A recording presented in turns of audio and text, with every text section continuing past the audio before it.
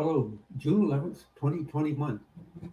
Recently, while doing, actually yesterday, while doing an interview with Dr. Haro of McGill University on some of the shortcomings of the FCC and the Canadian standards regarding electromagnetic radiation, standards that are, shall we say, inspired by ICNIRP, which are very inadequate to say the least. Um, and he has some very strong comments about them as well. I recommend when this interview gets posted, it's well worth taking a look at. And it's actually two parts. The second part will be just on the internet, but those details will be in that video. Now, yesterday as well, there was a very interesting article that came out of the Environmental Health Trust, which, shall we say, I was reminded of the facts of that article when I was talking to Dr. Haro about the what's commonly called the Moscow incident and how the Soviet Union, as it was called then, or Russia and the Eastern Bloc countries, have a very high level of amount of research that was done into electromagnetic radiation, and really, I think, know more about it than the West does. That the Environmental Health Trust article is available. I'll just bring it up here.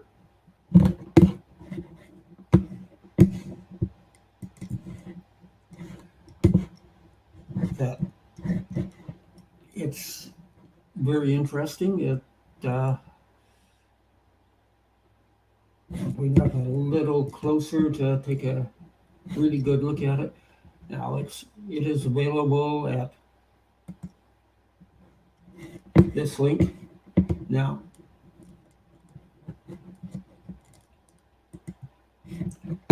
it goes on, it's discussing the 5G in particular, which of course was not part of the Moscow incident, but it's unfortunate I can't read it in Russian, but that's the way it is. Tough luck, I guess, for me. I suspect it would be very interesting. Now, Yuri Gregorov is one of the, shall we say, leading world experts on the subject of radiation. And we'll just skim through the abstract here that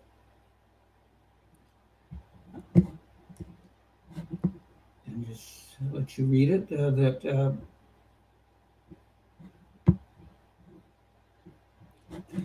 Will point out, he does say, however, the degree of danger of this type of electromagnetic radiation, public health and environmental, remains unclear. Well, if you dig into what they say about the millimeter wave portion of 5G, it's interesting. They say that the skin stops it. And he does mention in here, I believe somewhere, about how what would be most affected by the 5G is the skin and the eyes. Well, I'd like to remind people the first law of thermodynamics, which is energy can neither be created nor destroyed. It can only be transformed. Now, 5G, because it's a much shorter frequency, will have a much higher energy level than most of the radiation that we're used to. This means that when it hits the skin, yes, maybe it is stopped by the skin, but in the same way that when you're driving your car and you come to a screeching halt, it creates a massive amount of heat in the brakes and getting on the tires and the rest of it. That energy gets dissipated in the case of the car in the form of heat. Now, I'm not sure where or how the energy gets dissipated when it hits the skin, but it's basically coming to a screeching halt all at once. I believe some of it goes down through the pores and gets further into the body, which explains some of the reports, I guess you could say, critical organ failure caused by 5G. Now, the same article is also picked up by Zombigate, which is a good collection of issues to do with electromagnetic radiation. I strongly encourage people to go to that site. Now, looking a little closer at the uh, what they refer to as the Moscow incident. Just pull up to the top here first. It's in 1976, the New York Times reported that the radiation that the Soviets were beaming at the U.S. Embassy had stopped. Now, during that time, there was what they called the Lilienfeld report done by John Hopkins, doctor from John Hopkins University, looking at the effects of the radiation, which, by the way, were much less than what is allowed by the International Commission on Non-Ionizing Radiation, or ICNIR, and did cause serious harm to the residents of the Moscow embassy. Now, as you go through this article, it discusses that the U.S. government, their reaction with it after the level of radiation was shut down. But when you read this article and look at some of the other information, well, it reminds me of, just a sec here.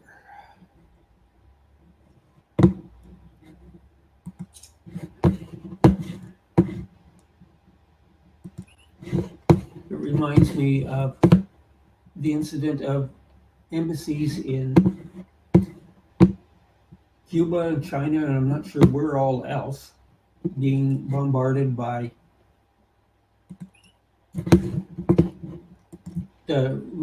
some signal. This is 40 years after the so-called Moscow signal. And at the time, I remember thinking, boy, that sure feels a lot like what I guess we can call the Moscow signal. That only probably upgraded now with higher levels of frequency, which is causing, in a sense, more subtle damage. And I strongly recommend that people take a look at this particular report. It's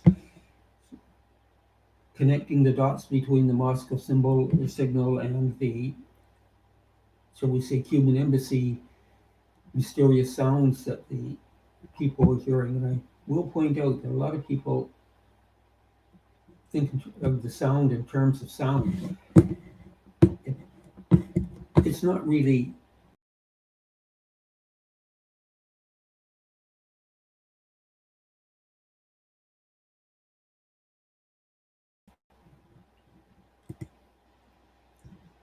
microwave hearing, or other times called the Fry effect, after Alan Fry, who was one of the early people discussing it.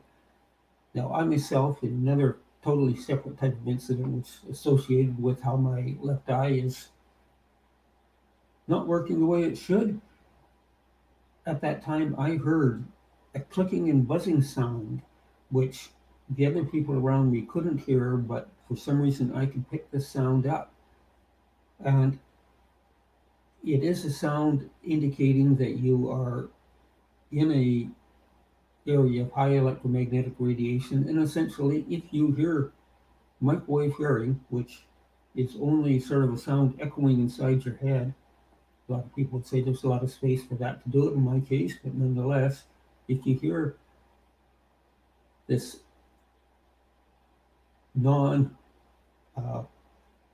sound wave sound in your head, Alan Frey felt that that was a sign of danger of too much electromagnetic radiation, and he stopped researching on people because he felt if the level of radiation was at that point, it was causing harm. And it would appear that's possibly part of the philosophy behind the radiations that we assume Cuba and China, for that matter, were radiating at a number of Western um, embassies in their country. And I suspect there's going to be long-term health effects that these people that were exposed.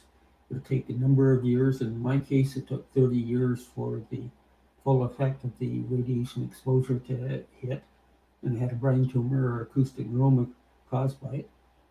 And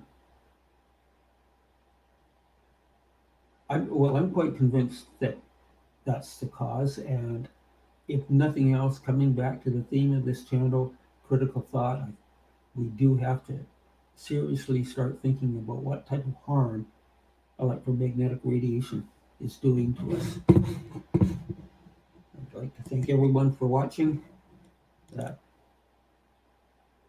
Another episode